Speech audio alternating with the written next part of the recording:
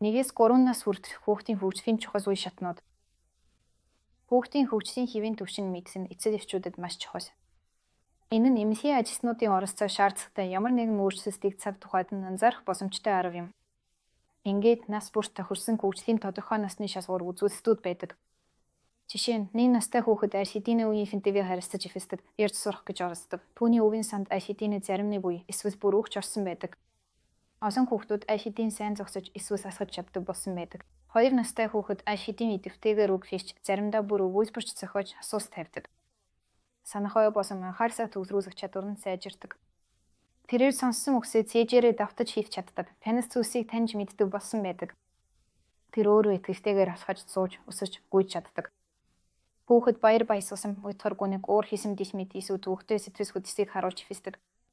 Тэрээр сэтгэл хөдлөлөө удирдах хангалттай эсэрхийлж сурдаг. 3 жил.